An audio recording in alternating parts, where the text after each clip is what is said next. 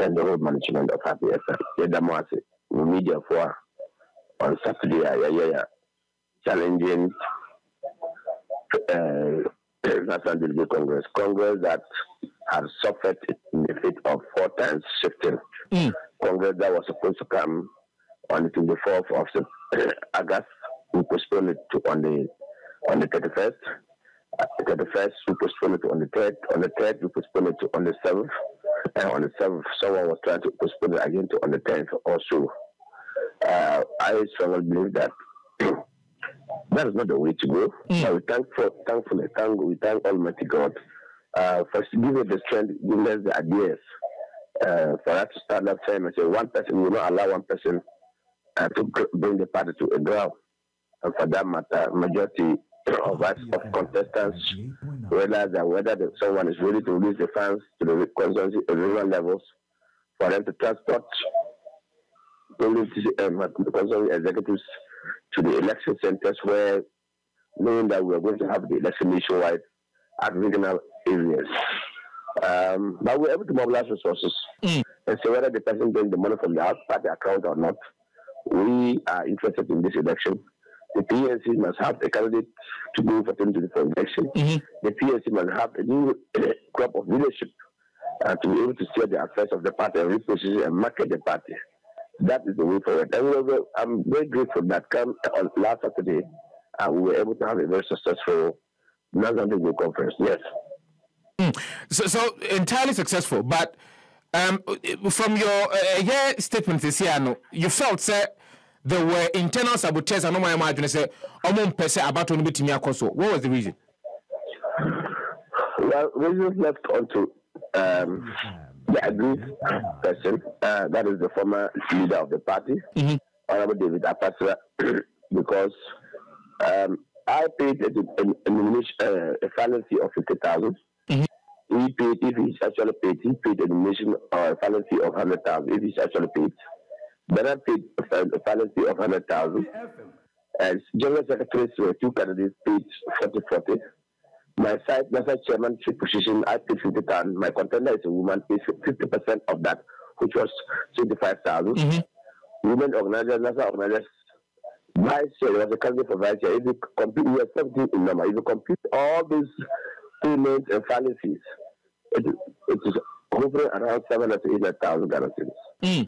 These money were supposed to be released to the constituency level, or regional level, so that on that Friday, on the 6th of September, so that the regional chairman will distribute it to the constituency chairman for them to be able to have a transport to bring their delegates or their members or the executives to the centers where it was designated for the 7th September polling election to take place. Yet on Friday, one person taking a lateral decision. The days that I've mentioned that Congress was supposed to come and keep on drifting, there were neck decisions. So if we are moving it, we must be to the neck. One person does not have a unilateral decision. If you think that on that fateful Friday, there was a sense of injunction to him, he did not pick the intelligence only on Friday. He had it on Wednesday or Tuesday. In fact, on Wednesday or Thursday. In fact, on Thursday, because I was very responsible and I was interested in contesting this election and knowing that I was going to win the election, I even picked a phone and called the gentleman who said he went to court, as to whether it was an application to injunction or it was actually going to court to get the injunction.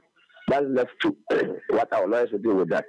But I can tell you, whether there was an injunction or there was no injunction, if you want to postpone it or you want to do anything otherwise, you have to seek neck decision. Either you do with such situations, if you are a very proactive leader or a good leader, you will say, okay, let's do Zoom. You will talk to your regular executive secretary and chairman and say, okay, let's do Zoom to take decisions. And even before you do Zoom to take such a decision, if I were to be in, I'll compare with the contestants as well. And so this time, it is not about the party, it's not about individuals. We will also have a stage. Can we all prevail on our brother to go withdraw the case? That wasn't his intention. He was trying to make sabotage. In fact, on that very Friday, that he was writing a letter to EC that they should not come to the election of one day. I'm told that he was kind of announced for that. they should sign, the first vice chair who was acting as the chair, should sign that they dismiss the candidate who won on Saturday.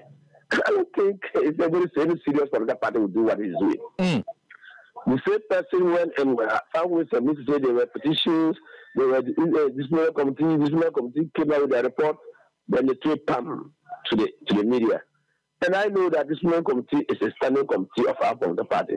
And every standing committee, if you do your work, you have to bring it to next to validate, approve it or disapprove it. Nothing of that sort didn't come. The disciplinary committee that sought to say they have written this report that said they were disqualified another candidate. Some of them, the one who was substituted to sit in as the chair, acting chair for the disciplinary committee, says he's our regional organizer in Ashanti region. Says he didn't know. Another person in the committee said he didn't know. So you ask yourself, so who brought that report to say they were disqualified a candidate? So if we have a previous leader who was doing things haphazardly, who didn't give respect to our party constitution, and now today you cannot say that what went on last Saturday is a violation of the constitution. Who doesn't respect the constitution? It is he rather. But I can tell you, we are not going to look at that one. That will distract us. We are very focused. We are very serious people. We know that the past leadership could not position the party well. They could not market the party. They could not let Ghanaians understand the importance of the PSC, what a PSC policy, what a PSC stands for. Because of that, we have lost so many memberships. We have lost again recently. A huge number of our party members break away to form a PNP. But I can assure you that there are serious leadership in place now. We are prepared, and as I speak with you, we will be going to the party headquarters to have a swearing-in ceremony, and then we'll do a functional executive meeting. Then we'll call for next, and I'm sure we'll have a next meeting tomorrow. Then the candidate will table his name, the name of his running mate. We will start discussing if it's fit for purpose, we will accept it, and then we'll make him announce it, the date. Then we will proceed to do filing on Tuesday or Wednesday. So I can tell you, the PSC yesterday is not PSC today.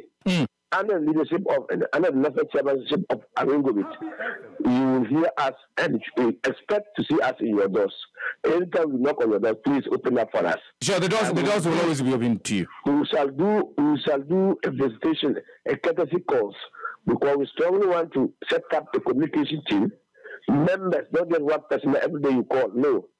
Members, and if one person comes to Happy FM, one will be sitting at Peace FM, one will be sitting at Happy FM, one will be sitting at Joy FM. And when daybreak, we will have the changes. It is after program, we have changes. That is the way to market the party, to make the party very visible. We intend to set up a serious callers as well, because they are a necessary evil. Anything that we will do, and I promised my regular chairman that, look, if I was given the endorsement which they gave me on last Saturday, after election, every blessed month, in 2025, with the national executive, will go to each region, or we'll go to a region. We will stay in that region, depending on the number of conferences under that region. We will stay 2-3 days. Myself, the leader, the secretary, the organizer, the woman, all of us, with the regional executive, we will tell them that we are moving to your constituencies. We get to your constituencies, the constituency executive, we will go out to house and talk to people about the good thing, about the new crop of leadership of PNC. And by 2028, you will see the number that the PNC would have. And I promised my constituency when I went around, that when we come, we make sure that your women organizer will give resources for them to prepare food. Even if your women organizer is sitting in the kiosk, that's why we're going to sit together with their two inside the day. If he's living in one single room, we will go there. If the person living under the tree is a woman organizer, we will go there. If the person living in home, thank God, we will go there. And as you go around the constituency, they will come to sit to your house. My brother, by the following day, the PNC will be in PNC colors. By the following day, you will see the number of persons who will be running to the constituency chairman of houses or offices or another constituency women organizers or constituency executive, asking that we want to join the party. But am I elect? Mamusa one question. Mamusa one question. What? Adiana PNC in the upcoming elections. What are you looking for? I have told my new leader that there is a need for us to push this election to second round. we should be able to do something to get a very good percentage. And we encourage the others, the Chida, the Alan, and others, to push in the CPP. Okay, Madam Kuma, I congratulate her for her election. We let us push this election to. We should, everybody should make serious campaign. But I went around the country and I told some of the conservatives, look, you are here. I'm talking to you. You have 14 people. Isn't it?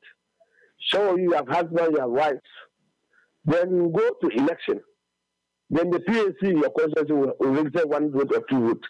So you ask yourself, are you sure you are 2 and 2 PNC members? Don't just come and say, somebody they say, come around. No. That's not the kind of example I'm looking for. And so we want to see proper votes.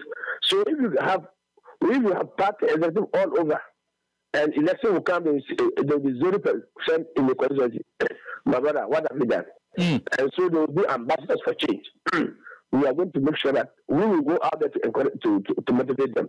And of course, if they have a weak leadership, like in the past, leadership who doesn't know, leadership, there have been economic issues, there have been political issues, there have been security issues, there have been guarantee issues, and you have a lead, there have been currency issues, you have the inflation issues, cost of transportation, and you have a previous, you have a leadership who could not hear them in any radio station or TV station, whom you could not see them do press conference. So I was so shocked that yesterday a person had the strength to go and the guts to say that he was doing press conference yesterday. There have been issues under the leadership. And he's threatening the court action against the results.